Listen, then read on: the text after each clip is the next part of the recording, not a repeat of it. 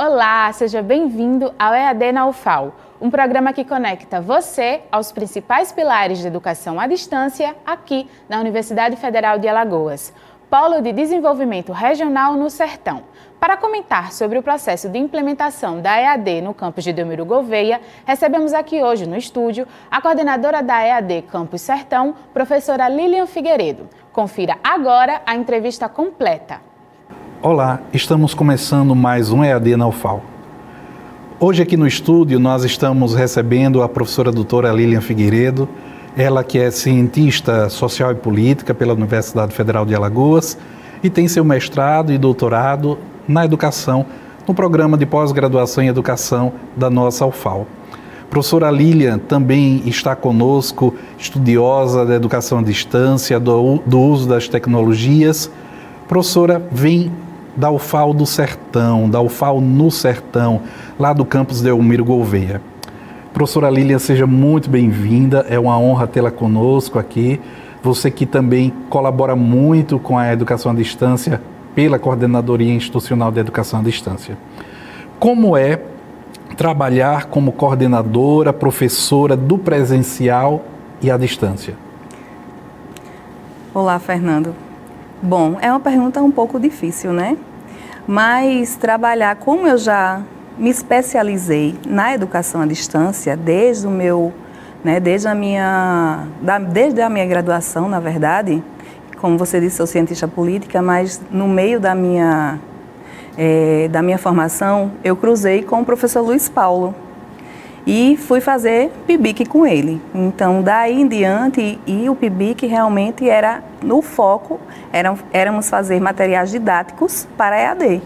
Então, aquilo foi me abrilhantando e eu fui seguindo, né, para essa área. E aí veio a área de tecnologias, né, que antigamente era só TICs, né, Tecnologias da Informação e Comunicação. Hoje a gente tem o famoso D, que são as digitais, né? E então eu quis mesmo seguir por essa linha. E ele sempre me dizia, você vai ser uma boa professora. Eu dizia, não, não quero ser professora. E aí estou aqui como professora. E trabalhar com isso, para mim, né, hoje e desde sempre, já que eu me especializei, não é tão difícil, porque eu fiz vários cursos, né, fui tutora, fui monitora e sempre seguindo nesta linha. Fui monitora de um dos primeiros cursos superiores lá em Xingó. Não sei se você também foi professor, mas o Luiz Paulo foi, e aí levava a gente. E aí nesse caminho também fomos professores. Tem 2 semanas atrás eu encontrei uma aluna que disse, você foi minha professora. Eu digo, eu não lembro de onde. E ela fez, não, de Xingó, né, há 20 anos atrás. E aí, então a sua história com a universidade começa com essa experiência como aluna, mais monitora, e você, eu não estava na experiência de Xingó, mas então a interiorização da UFAL já contava com a sua presença. Já contava com a minha presença, né? Lá no 20 anos atrás, bem novinha, como monitora. E aí, quando eu entrei na universidade, tanto que para todos os professores de onde eu trabalho, é muito difícil trabalhar quando a gente convida, eu não sei trabalhar com EAD. A gente vai lá, faz a formação, explica como é, mas mesmo assim eles dizem, eu não tenho essa característica, eu não consigo, né, viver e experienciar isso, então muitos desistem. Nós temos uma equipe de professores muito pequena, porque eles não conseguem mesmo, né? Eu acho que 5 ou 6 pessoas que conseguem trabalhar com EAD no Sertão. E às vezes há uma exaustão, porque sempre é você que tem que estar à frente, né, de todas essas experiências e todos esses caminhares no sertão, né, da EAD. Mas para mim é muito fácil, eu consigo conviver com isso. Então, desde que esse final de ano vai fazer 12 anos que eu sou professora da EAD no Sertão, e desde que eu entrei eu uso o Moodle, eu uso outras plataformas de ensino com os meus alunos. Então, eles já chegam sabendo que vão ter que trabalhar com essas plataformas. Você está no Campus Sertão desde o início do campus, desde a fundação? Não, eu entrei um ano depois. Eu vou fazer 12 anos no final do ano e ano que vem, em março, faz 13. Ou seja, eu entrei quase, né? Mas a constituição do Polo Delmiro, né, do Polo EAD Delmiro, você estava lá, não é? Estava, eu entrei para isso, né? Meu código de vaga, eu acho que você sabe bem, ele é código UAB. Então, eu entrei para ser articuladora da CIED, né, do polo, para que a gente colocasse ele em funcionamento. É claro que, né, no caminho houve alguns percalços e aí outras pessoas ficaram à frente.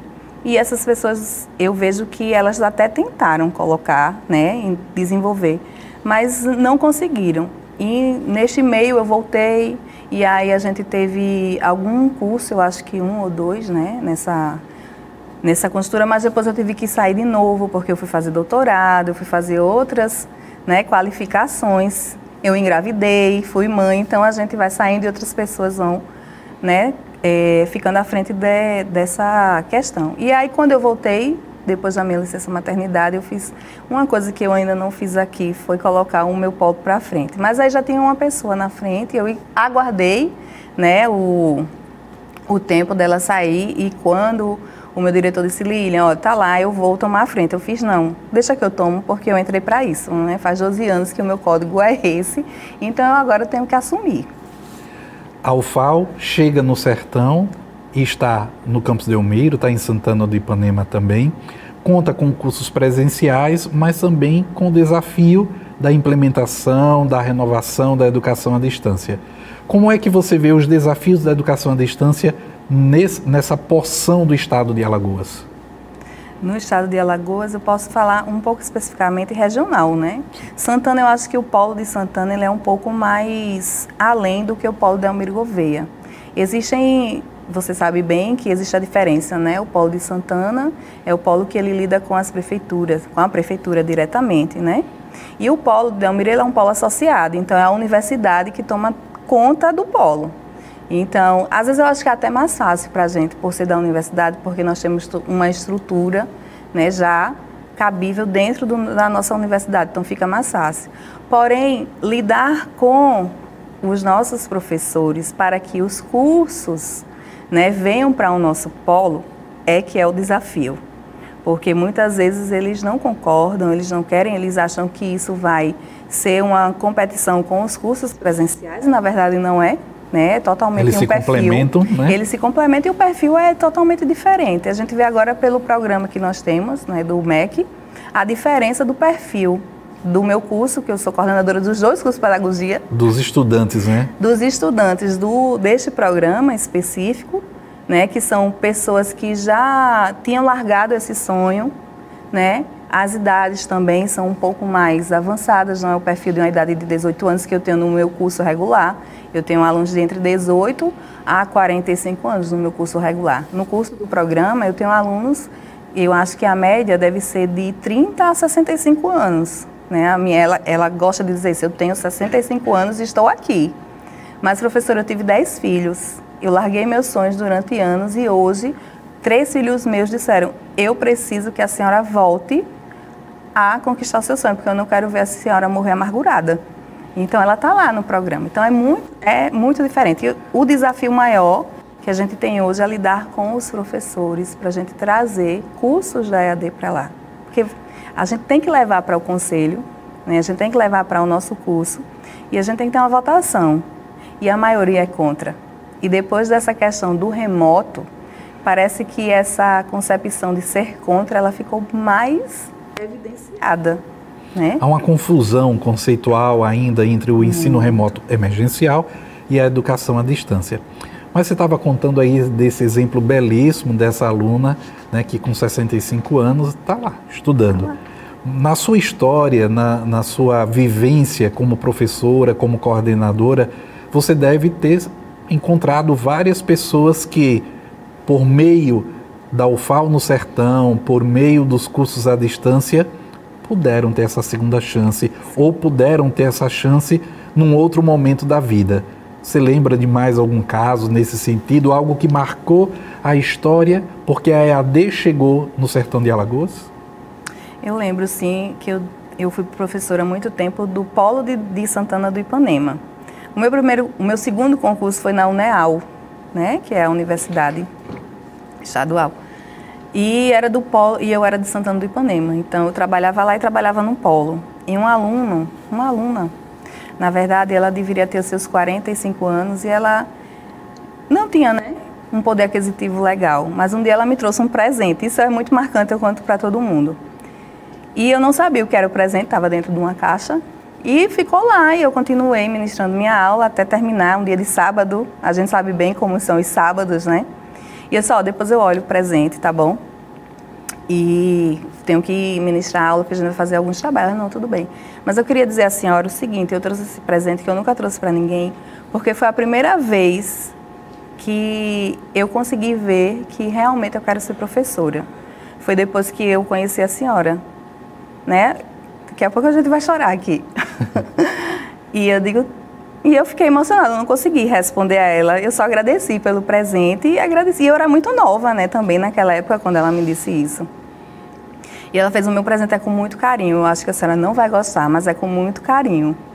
E ela terminou, hoje ela faz mestrado, né? Ela agora deve ter uns 50 e poucos anos, acho que ela tinha uns 40 na época, que ela dizia, você é muito novinha, você tem idade de ser minha filha. Mas eu só vou terminar o curso porque eu lhe conheci, porque eu contava algumas coisas das histórias que a gente tinha da minha história, que não era aquilo que eles estavam vendo, né? O que eu já tinha passado para estar ali e o que eu queria ser. E no final de tudo,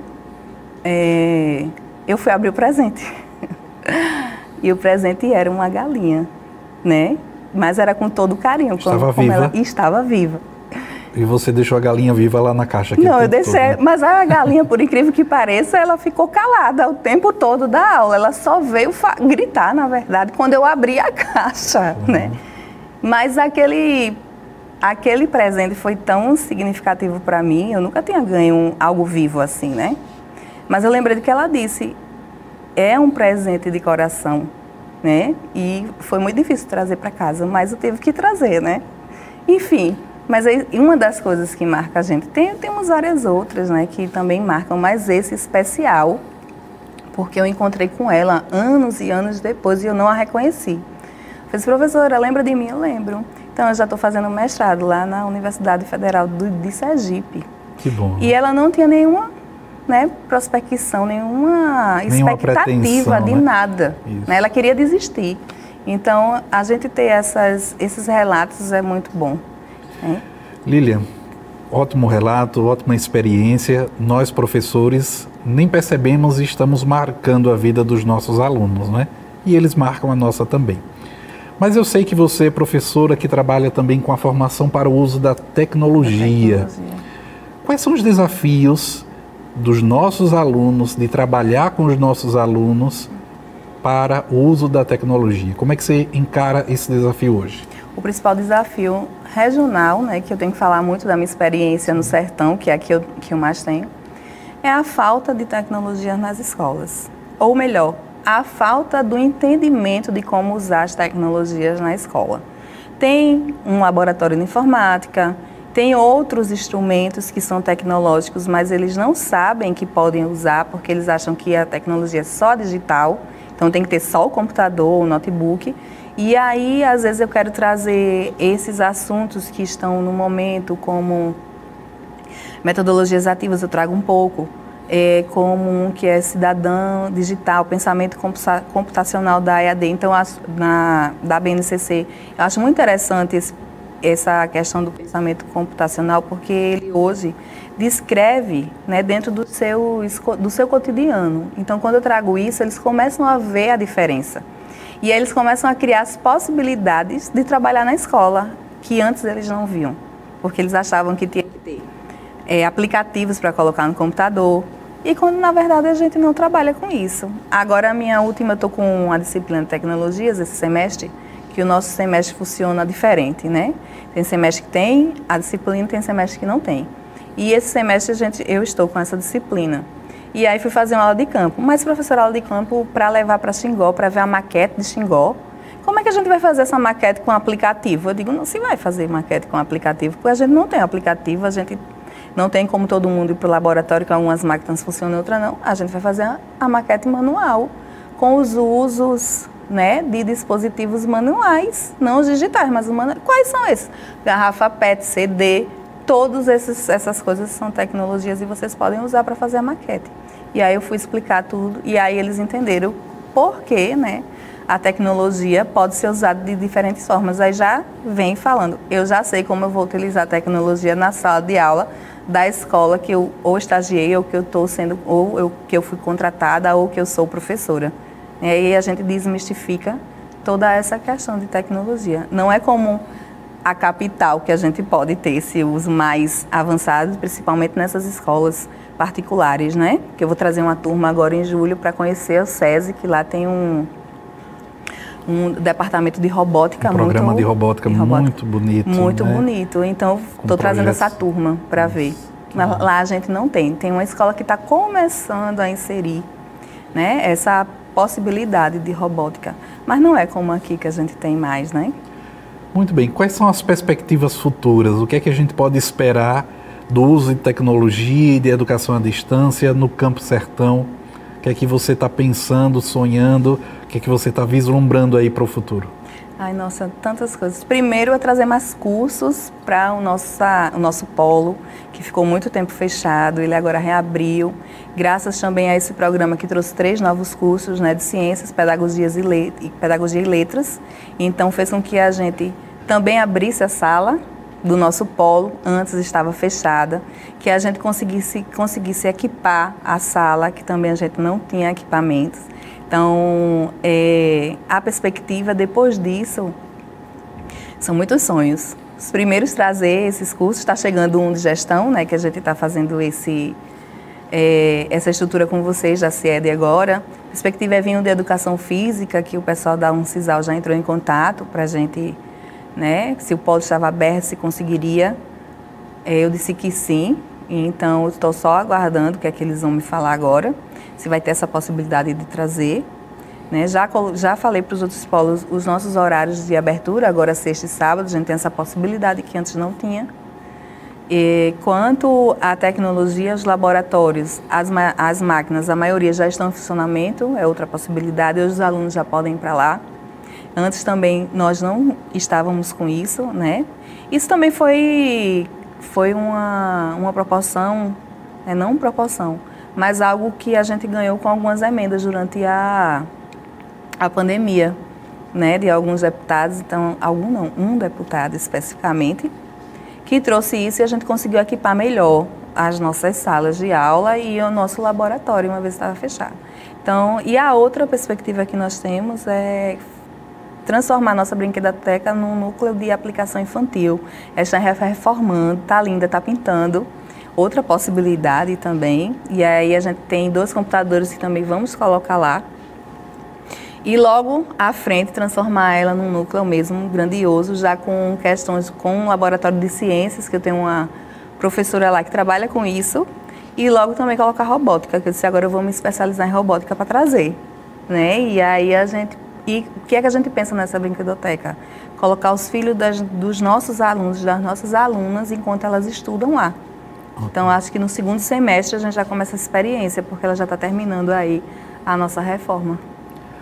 Professora Lilian, muito obrigado por sua presença aqui conosco, sua disponibilidade, por sua colaboração conosco da CIED. Você faz parte sempre dessa coordenadoria, estando lá em Delmiro ou estando em qualquer lugar da nossa universidade. Muito obrigado. Estive recentemente lá em Delmiro Gouveia. Mando um abraço, foi uma experiência muito boa estar naquela aula inaugural. Mando um abraço para os alunos, para a equipe de professores e coordenadores, para a direção. Muito obrigado. Eu que agradeço, Fernando. Você sabe que o que precisar, o que você quiser, nós estamos à disposição, né? Os nossos alunos estão te aguardando lá sábado, dia 15, muito ansiosos, principalmente os da pedagogia. Então, a gente te aguarda lá no dia 15. Obrigada mais uma vez e sucesso no novo programa. Encerramos aqui mais um EAD na UFAL.